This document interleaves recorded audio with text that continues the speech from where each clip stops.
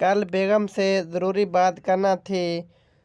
एक तवील सोच बचार के बाद बेगम को दफ्तर से मैसेज किया, आप आज खाना मत बनाना, मैं आपके फेवरेट रेस्टोरेंट से ले आऊँगा और आपके लिए एक सरप्राइज़ भी होगा। दफ्तर से वापसी पर बेगम का पसंदीदा डिज़ाइनर सूट लिया, फिर रेस्टोरेंट जाकर बेगम का पसंदीदा खाना पैक करवा कर घर पहुँचा। बेगम को गिफ्ट पेश किया तो हैरान सी थी। मैंने खुद खाना टेबल पर लगाया तो बेगम मज़ीद हैरान। खाना खाने के फ़ौरन बाद मैंने फुर्ती से बर्तन समेटे, किचन में रखे और चाय बनाकर लाया तो बेगम हैरत से मुझे देखते हुए बोलीं, आज सब खैर तो है? मैंने एक इत्मीनान के साथ कहा, अरे बेगम, मौसम इतना अच्छा है, आप अपनी फेवरेट गुड़ वाली चाय इंजॉय करें ना, हम बाद में बात करते हैं।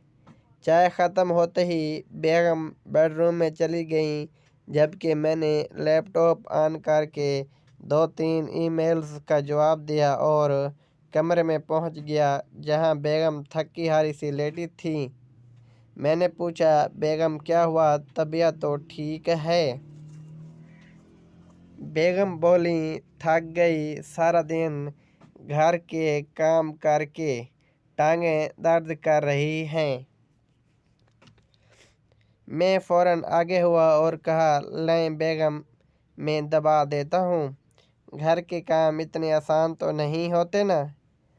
मेरे इस जवाब पर बेगम फटी फटी आंखों से मुझे देखते हुए बोली, आज खैर तो है ना, आज तक तो ऐसा कभी नहीं किया। मैंने जवाबन कहा, बेगम, मुझे आज एहसास हुआ कि आप सारा दिन घर के काम करती हैं और थक जाती हैं, तो सोच रहा था कोई हो जो आपका हाथ बिटाए। बेगम ने कहा, ना, मुझे काम वाली मासी नहीं रखनी, ये मासियाँ घरों की बातें दूसरे घरों में बताती हैं।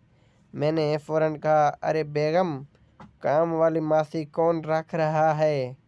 बेगम तो फिर मैंने जल्दी से कहा, अरे बेगम, वो आपकी सहेली है ना सनोबर, वो जो बैंक मैनेजर्स हैं और इनकी शादी भी नहीं हुई, तो सोच रहा हूँ अगर आप इनसे मेरी शादी करवा दें तो आपको इतनी मुशक्क़त तो ना करना पड़े।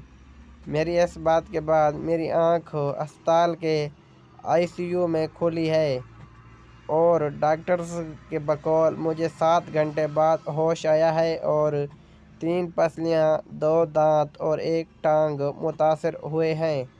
सीधा इनकार कर देती, इसमें मुशक्क़त की क्या ज़रूरत थी।